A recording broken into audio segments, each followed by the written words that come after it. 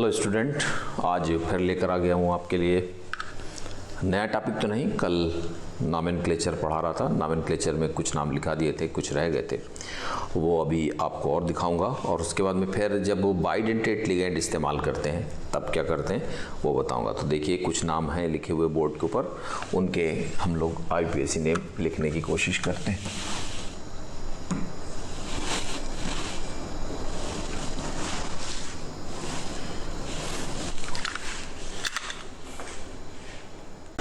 जी हाँ, तो चलिए देखते हैं साहब। सबसे पहले यहाँ लिखा है FeH2O होल 5 NO, इसका ऑक्सीडेशन स्टेट आपको +1 दिया हुआ है और बाहर लिखा हुआ है SO4। तो हम लोग क्या करेंगे, यहाँ पर हम इसका IUPAC नेम लिख लेंगे। देखिए, क्योंकि इसमें लेफ्ट हैंड साइड पर कोई नॉन कॉम्प्लेक्स पार्ट मौजूद नहीं है, इसलिए हम यहाँ से शुरू करेंगे। कहाँ से? लिगैंड से शुरू करेंगे। अब लिगैंड में जो हम लोग नाम लिखते हैं लिगैंड का, देखिए वो अल्फ़ाबेटिकली आर्डर में लिखते हैं। जैसे A पहले आया तो पहले A, बाद में B, C, D ऐसे। तो यहाँ पर एक्वा कहते हैं पानी को, ये A से शुरू होगा। और ये नाइट्रोसिल है, और यहाँ पे क्योंकि पॉजिटिव चार्ज लगा हुआ है इसलिए नाइट्रोसोनियम है। तो यहाँ ये नाइट्रोसोनियम N बाद में आता है। तो इसका हम लोग नाम क्या लिखेंगे? देखिए, पेंटा एक्वा, पेंटा एक्वा नाइट्रोसोनियम। और इसको आयरन लिखा जाएगा, फेरेट नहीं लिखेंगे। क्यों? आयरन। और देखिए यहाँ पे +1 है, यहाँ -2 है, तो इसका ऑक्सीडेशन स्टेट आया 1। और SO4 को क्या लिख दिया जाएगा? सल्फेट। तो IUPAC नेम क्या हो गया? पेंटाक्वा नाइट्रोसोनियम आयरन फर्स्ट सल्फेट।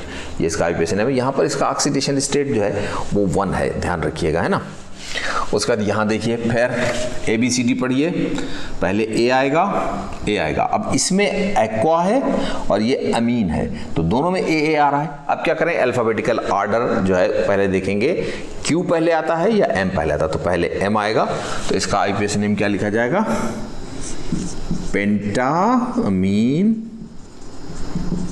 फिर एक्वा, फिर ये देखिए ये है आपका CO3 कार्बोनेट, तो इसको क्या लिखेंगे? कार्बोनेटो, कार्बोनेटो। और यहाँ पे कोबाल्ट, इसका ऑक्सीडेशन स्टेट निकालिए। देखिए ये 0 होगा, ये 0 होगा, ये -2 होगा, ये -1 होगा, तो कुल मिला के 3rd आया। और ये परक्लोरेट है, तो यहाँ क्या लिख दिया जाएगा? परक्लोरेट। सामने ही लिखिएगा, यहाँ जगह नहीं थी इसलिए हमने ऐसे लिख दिया। IUPAC नेम क्या है? पेंटामीन एक्वा कार्बोनेटो कोबाल्ट 3rd और परक्लोरेट। ओके, ये इसका IUPAC नेम हो गया। उसके बाद यहाँ लिखा है K2PdCl4। अब देखिए K2, पहले इसका नाम आ जाएगा पोटेशियम, फिर Cl4 है तो टेट्रा क्लोराइडो, क्लोराइडो। और फिर ये क्या हो जाएगा? पैलेडियम। तो पैलेडियम को पैलेडेट लिखेंगे, पैलेडेट। और यहाँ पे जो इसका ऑक्सीडेशन स्टेट है, 4 में से 2 गए तो बचे 2 सेकेंड। ठीक है, इसका IUPAC नेम क्या हो जाएगा? देखिए, टेट्रा एक्वा क्लोराइडो ब्रोमाइडो, ना पहले ब्रोमाइडो आएगा, ब्रोमाइडो, फिर क्लोराइडो, फिर कोबाल्ट, फिर 3rd और नाइट्रेट। ठीक है, तो देखिए पहले हो जाएगा टेट्रा एक्वा, फिर उसके बाद में ब्रोमाइडो, फिर क्लोराइडो, फिर कोबाल्ट, फिर 3rd और सबसे लास्ट में नाइट्रेट। ठीक है, ये इसका IUPAC नेम हुआ। फिर देखिए यहाँ पे लिखा है H2PtCl6, तो इसका नाम क्या लिखेंगे? हाइड्रोजन।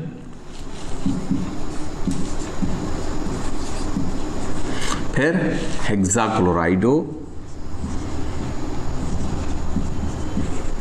क्लोराइडो, और ये प्लेटिनेट, प्लेटिनेट। और यहाँ पे 4। ठीक है, 4 ही तो होगा, 6 ये हैं और 2 इसमें से घट जाएंगे, 4 रह जाएगा। फिर ये हो जाएगा आपका सोडियम हेक्साक्लोराइडो फिर यहाँ देखिए वहाँ जगह नहीं इसलिए यहाँ लिख दे रहे हैं प्लेटिनेट, यहाँ भी 4। ठीक है, इसका नाम क्या होगा? लिथियम, फिर टेट्रा, H को क्या लिखेंगे? हाइड्राइडो, टेट्रा हाइड्राइडो, और उसके बाद में एल्यूमिनेट। और देखिए यहाँ 4 में से 1 गया तो 3 बचे, थर्ड, इसका ऑक्सीडेशन स्टेट थर्ड है। इसका नाम क्या हो जाएगा? Sodium tetra hydrido. ठीक है, और ये हो जाएगा बोरेट और थर्ड। उसके बाद ये क्या हो जाएगा? जीनान हेक्साफ्लोराइडो और प्लेटिनेट। जीनान का ऑक्सीडेशन स्टेट 0 होता है तो यहाँ पे क्या लिख देंगे? 6, पूरा 6 आ जाएगा। उसके बाद ये देखिए, यह है पोटेशियम टेट्रा कार्बोनिल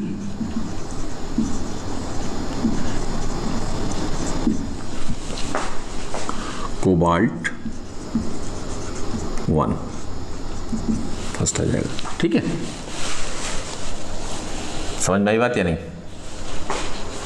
ये आपके आईपीएसी नेम हो गए, ध्यान से एक बार फिर से देख लीजिए। FeH2O NO+SO4, इसका नाम हो जाएगा pentaaqua nitrosonium iron first sulphate. Okay, यहाँ देखिए CONH3 होल थ्राइस, फिर H2O, CO3 ClO4, यहाँ पेंटामीन एक्वा कोबाल्ट कार्बोनेटो कोबाल्ट थर्ड और परक्लोरेट, फिर K2PdCl4, तो पोटेशियम टेट्राक्लोराइडो पैलेडेट और सेकेंड।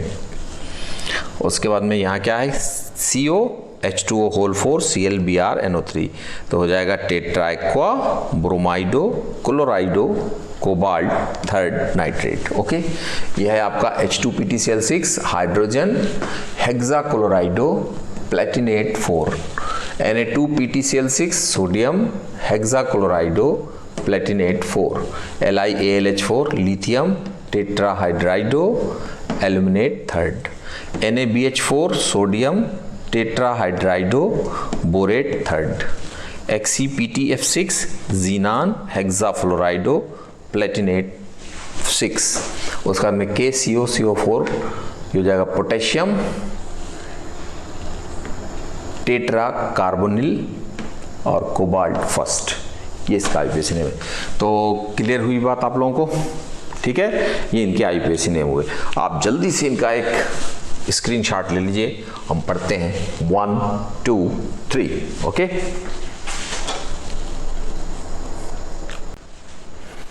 अब देखिए क्या है कि आपको एक नोट लिखकर दिखाते हैं हम इसमें। अगर पॉलीडेंटेट लिगैंड मौजूद रहते हैं तो हम लोग, जैसे यहाँ पे होता है NH3 होल 5 लिखा है कहीं पर, तो हम लोग इसे पेंटा लिख देते हैं। ठीक है, लेकिन अगर मान लीजिए यहाँ पर मोनोडेंटेट लिगैंड के बजाय बाइडेंटेट लिगैंड लगाओ, C2O4 हो, यहाँ लिखा हो होल थ्राइस। ठीक है, तो हम लोग इसको ट्राई नहीं लिखेंगे बल्कि क्या लिखेंगे? ट्राइज लिखेंगे। अगर 2 लिखा होगा तो क्या लिखेंगे? बाइज लिखेंगे। अगर 4 लिखा होगा तो क्या लिखेंगे? टेट्रा किस। अगर 5 लिखा होगा तो लिखेंगे पेंटा किस। समझ में आ गई बात?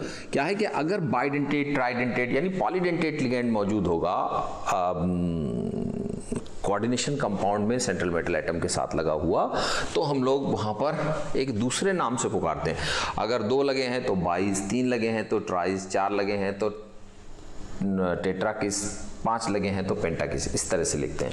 तो यहाँ नोट करके हम लोग लिख लेते हैं क्या कि if there is polydentate ligand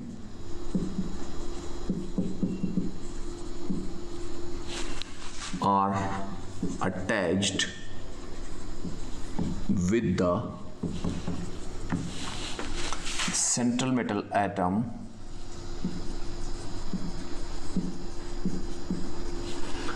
their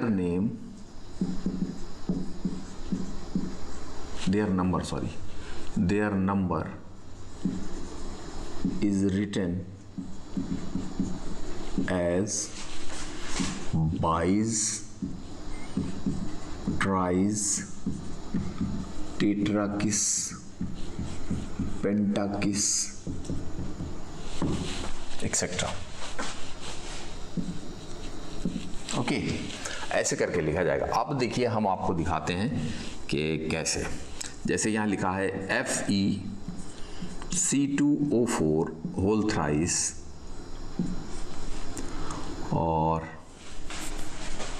यहाँ पर लिखा है K3। ठीक है, तो अब हम इसका नाम क्या लिखेंगे? देखिए पहले तो लिख देंगे पोटेशियम, फिर यहाँ पे 3 लगेंगे और आपको मालूम है कि ये बाइडेंटेट लिगेंड है, तो क्या लिखेंगे? Tris, not tri, tris oxalato, फिर फेरेट और थर्ड। ठीक है, potassium, tris, oxalato, ferrate, third, इस तरह से लिखा जाएगा। अब ऐसे लिखते हैं, देखिए जैसे लिखा हुआ है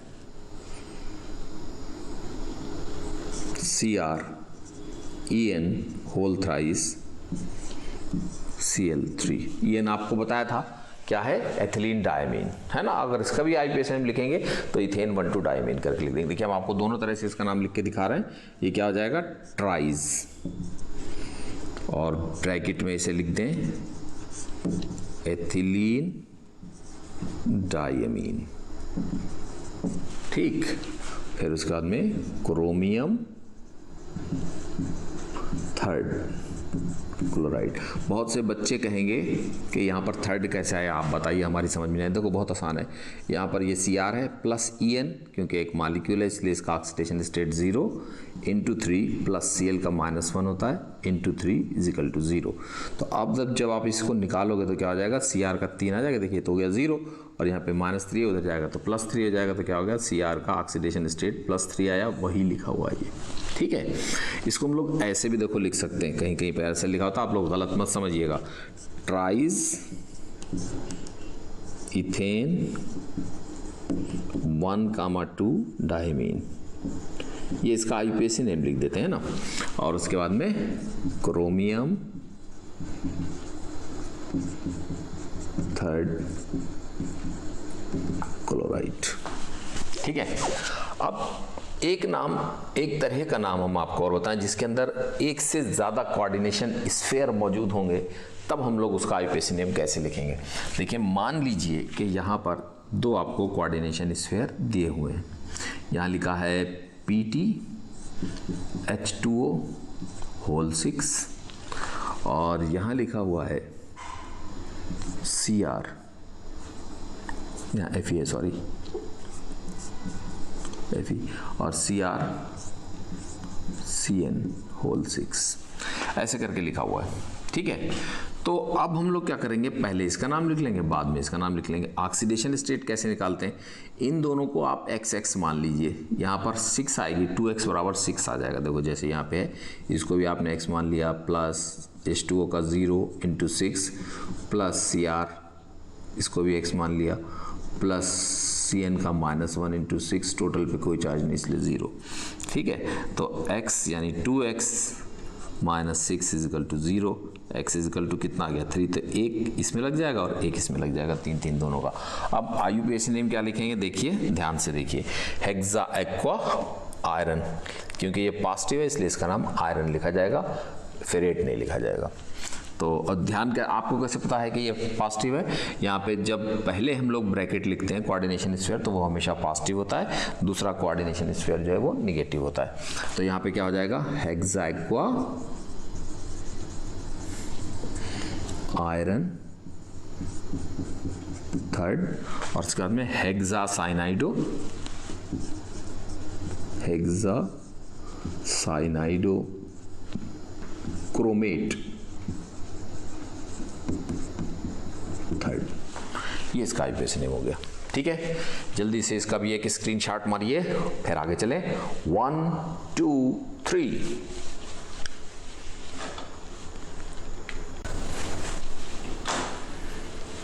हाँ तो देखिए साहब, हम लोग लिखेंगे isomerism.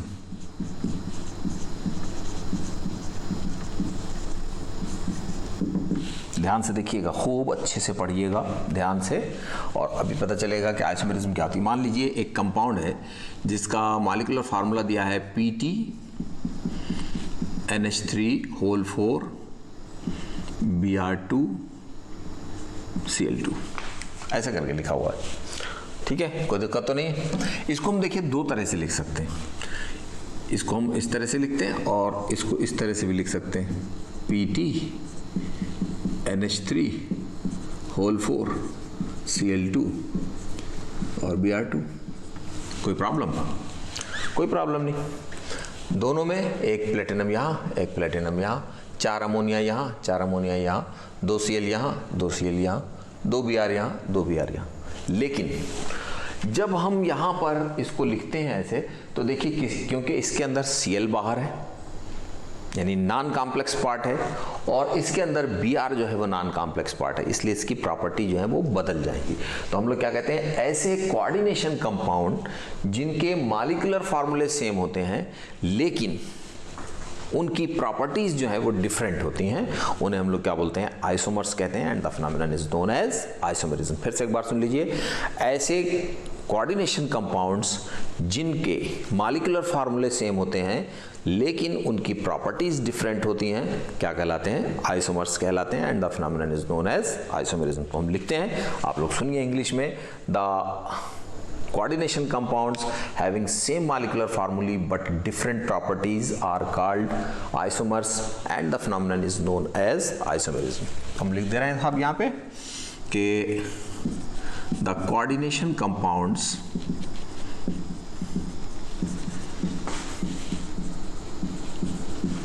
having same molecular formulae but different properties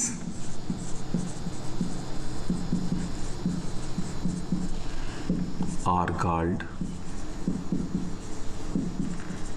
isomers and the phenomenon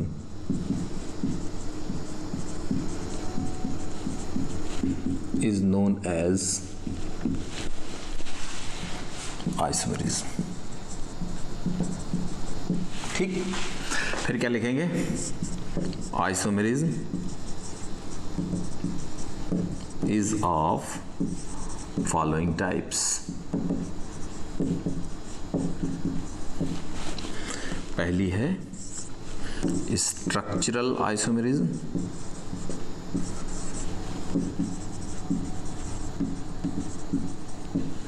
और दूसरी है stereo isomerism.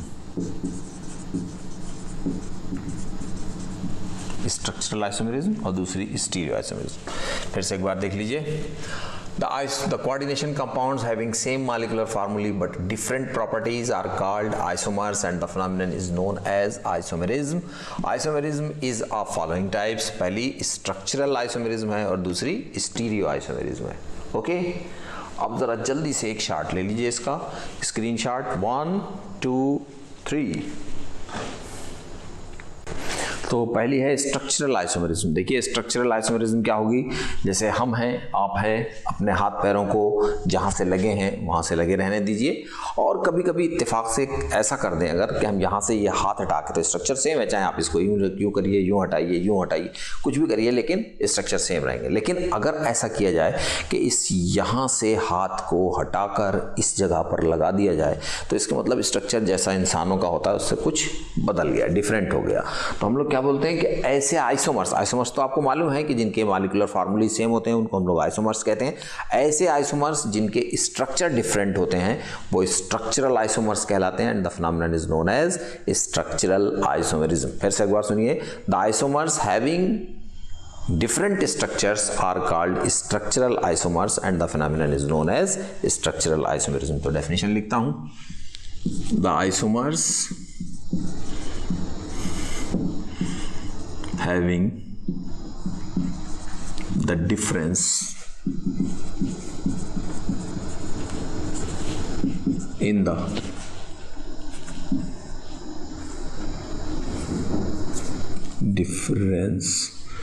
the structures are called structural isomers and the phenomenon is known as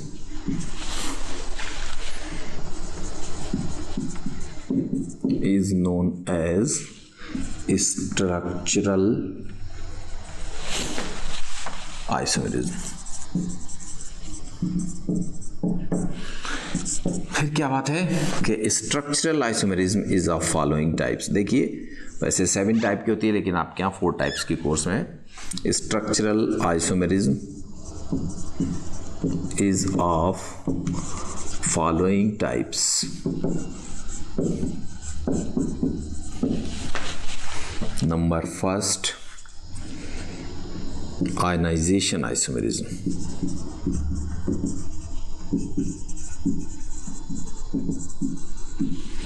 Number second, hydrate isomerism.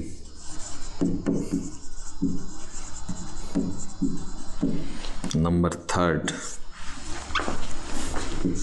linkage isomerism.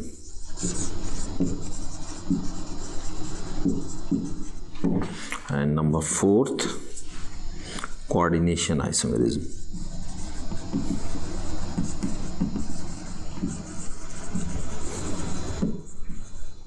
ठीक है, फिर से एक बार सुन लीजिए. The isomers having the difference in their structures are called structural isomers and the phenomenon is known as structural isomerism. Structural isomerism जो है वो आपके यहाँ 4 टाइप की है. पहली आयनाइजेशन आइसोमेरिज्म है, दूसरी हाइड्रेट आइसोमेरिज्म है, तीसरी जो है लिंकेज आइसोमेरिज्म है और चौथी कोऑर्डिनेशन आइसोमेरिज्म. ठीक है, अब एक एक करके हम लोग इसको डिफाइन करते हैं. पहले आप इसका एक स्क्रीनशॉट लीजिए. 1 2 3.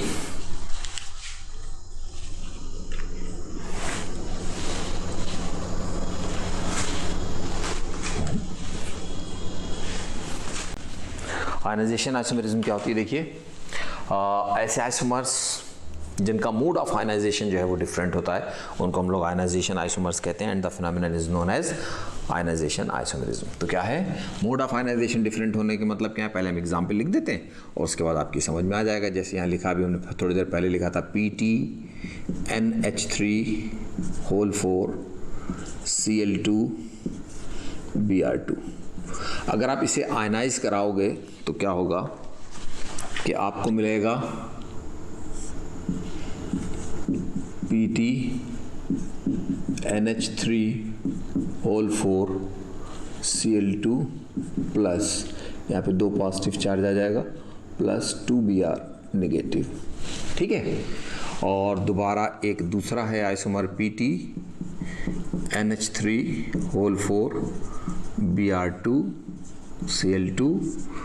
यहाँ क्या बन जाएगा?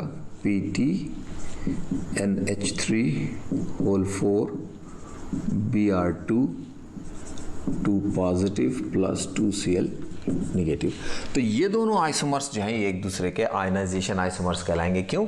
क्योंकि इनका मोड ऑफ आयनाइजेशन जो है वो डिफरेंट है. एक बार Br नेगेटिव फ्री मिल रहा है और एक बार Cl नेगेटिव फ्री मिल रहा है. ठीक है ना? तो हम लोग क्या कहेंगे? The isomers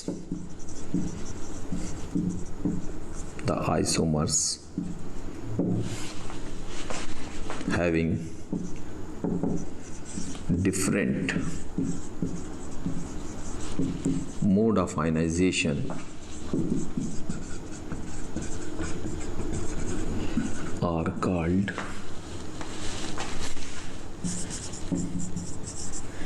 ionization isomers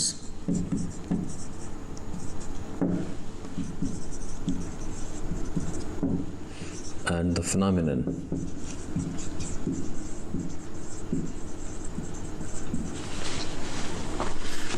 is known as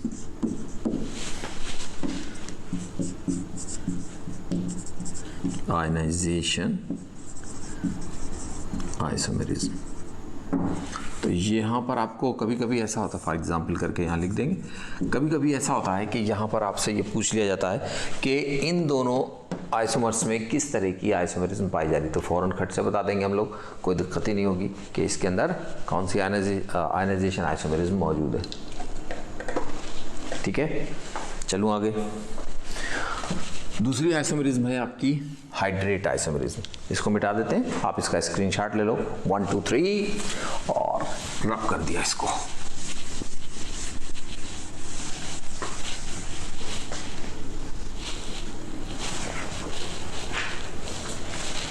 ionization के बाद दूसरी है आपकी hydrate isomerism.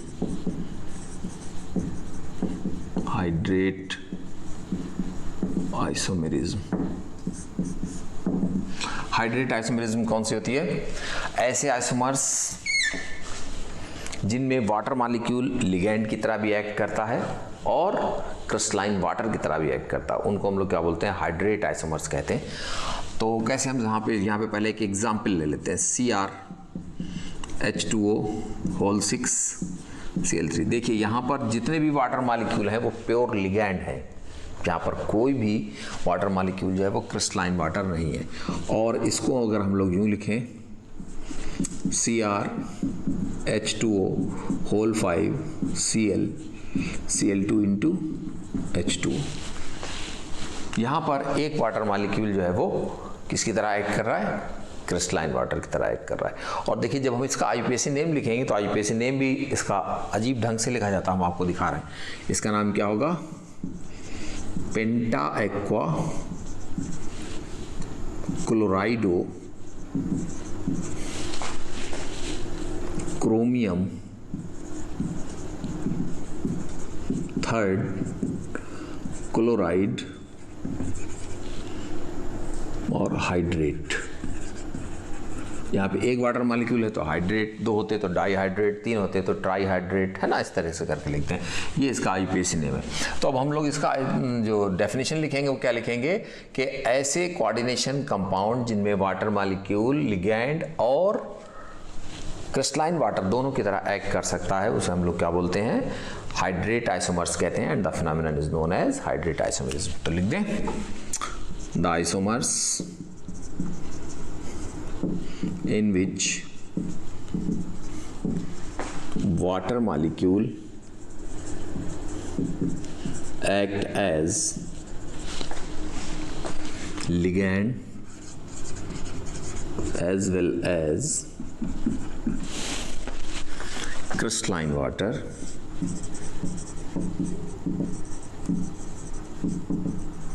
are called hydrate isomers.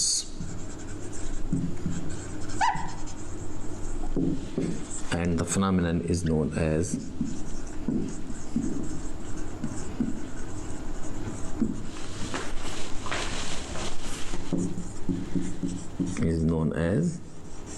hydrate isomerism. ठीक है, फिर से एक बार देख लीजिए, ऐसे आइसोमर्स जिनमें वाटर मॉलिक्यूल लिगैंड और क्रिस्टलाइन वाटर दोनों की तरह एक्ट कर सकता है, उन्हें क्या बोलते हैं? हाइड्रेट आइसोमर्स कहते हैं। And the phenomenon is known as hydrate isomerism. कोई दिक्कत ही नहीं है। एग्जाम्पल करके यहाँ पर लिख देंगे भैया, ये देखिए यहाँ लिख देते हैं। ठीक है, ये दोनों आइसोमर्स जो हैं ये एक दूसरे के हाइड्रेट आइसोमर है। एक एग्जाम्पल हम आपको और दे दे रहे हैं, FeH2O6Cl3 एंड FeH2O4Cl2Cl×2H2O।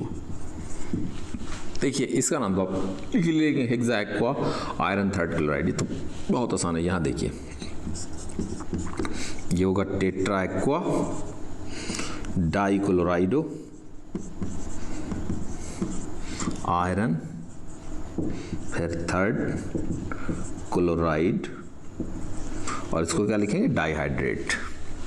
यहाँ नीचे लिखे दे रहा हूँ, वहाँ जगह नहीं है, डाईहाइड्रेट। ये इसका आईयूपीएसी हो जाएगा। ठीक है, तो ये आपका हो गया हाइड्रेट आइसोमेरिज्म। नेक्स्ट है लिंकेज आइसोमेरिज्म। लिंकेज आइसोमेरिज्म क्या होती है? इसका आप स्क्रीनशॉट ले लीजिए 1 2 3। Okay,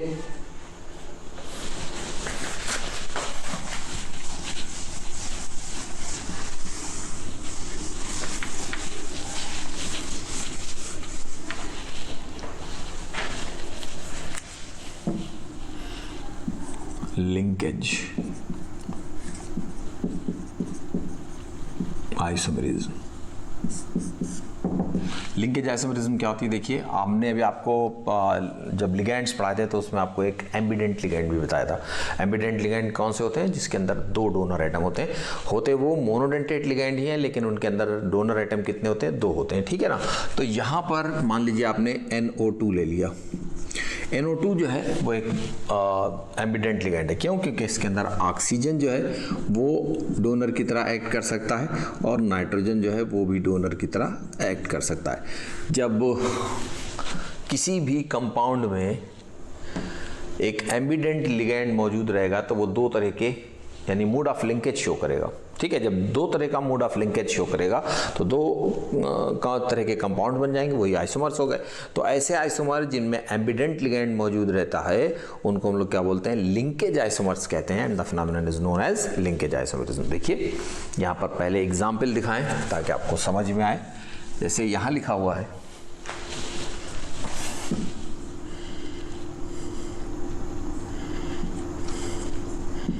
CO NH3 whole 5 NO2 Cl2। एक बार ये लिखा हुआ है एंड एक बार लिखा हुआ है CO NH3 whole 5 ONO Cl2, ठीक है। अब देखिए, जब इसका नाम लिखेंगे तो क्या लिखेंगे? इसका नाम हो जाएगा पेंटामीन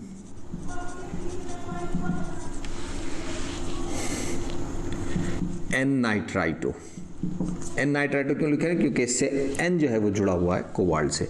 N nitrito cobalt oxidation state 3 chloride, ठीक है। ये इसका आईपीएस नेम हो गया। और यहां देखिए इसमें क्या लिखेंगे? ध्यान से देखिएगा, पेंटामीन, फिर यहाँ ओ नाइट्राइटो होगा। ओ नाइट्राइटो का मतलब क्या है? इसमें ऑक्सीजन जो है वो कोबाल्ट से जुड़ा हुआ है। ओ नाइट्राइटो कोबाल्ट, फिर 3 क्लोराइड। समझ गए? तो यहाँ पर हम लोग क्या रखेंगे कि ऐसे आइसोमर्स जिनके अंदर एम्बिडेंट लिगेंड मौजूद रहता है उनको हम लोग क्या बोलते हैं? लिंकेज आइसोमर्स कहते हैं। And the phenomenon is known as linkage isomerism. तो यूँ कह देंगे, हाँ, ऐसे आइसोमर्स जिनमें किसी लिगेंड का मोड ऑफ लिंकेज जो है वो डिफरेंट होता है आइसोमर्स में, उनको हम लोग लिंकेज आइसोमर कहते हैं। और जब मोड ऑफ लिंकेज डिफरेंट होगा तो इसका मतलब वो कौन सा लिगेंड होगा? एम्बिडेंट लिगेंड होगा। तो हम लोग यहाँ क्या लिखेंगे? The isomers in which mode of linkage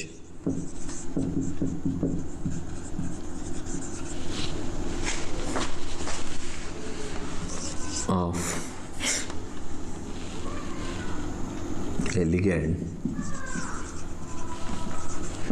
is different। क्यों डिफरेंट होता है वो आप ब्रैकेट में लिख दोगे। Due to presence of ambident ligand.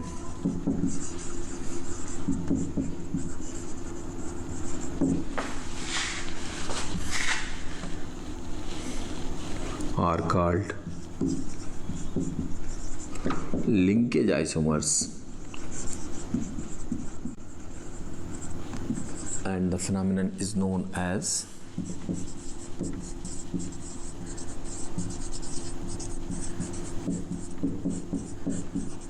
linkage isomerism।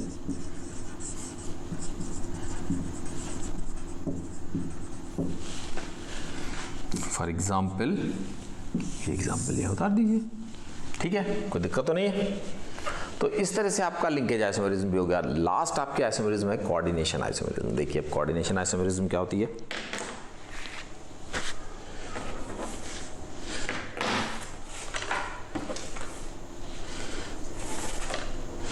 इसका जल्दी से एक स्क्रीनशॉट लीजिए। 1 2 3। यस,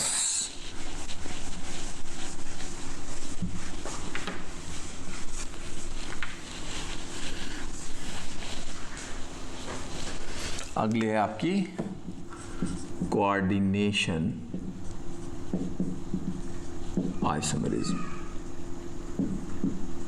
इसका भी एग्जाम्पल लिख के पहले दिखाते हैं आपको। देखिए ऐसे लिखा हुआ है, यहाँ लिखा है CrH2O whole 6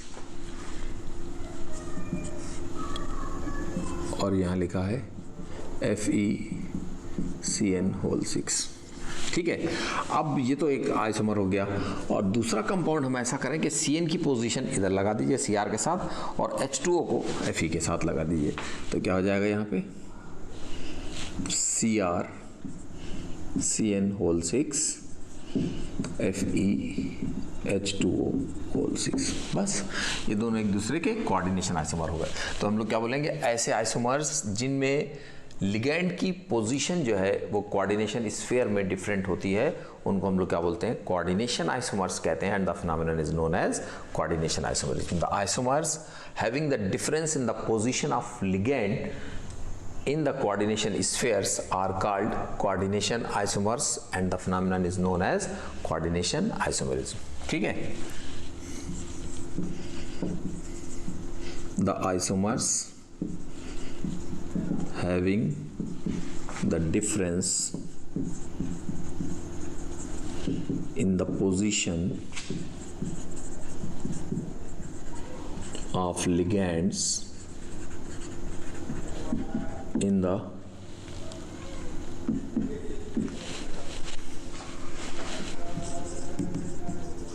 coordination spheres are called coordination isomerism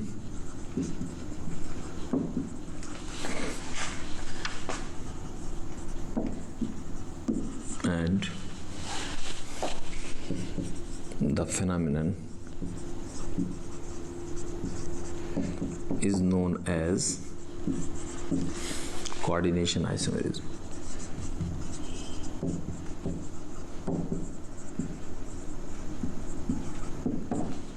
ठीक है, एग्जाम्पल इसका यहाँ पर उतार देंगे, देख लीजिए आप अच्छे से और इसे खूब ठीक से पढ़िएगा। अगर समझ में आ जाए तो भैया फिर क्या करिएगा, आप इसको ज़रा लाइक करिएगा और शेयर करिएगा अपने दोस्तों के साथ।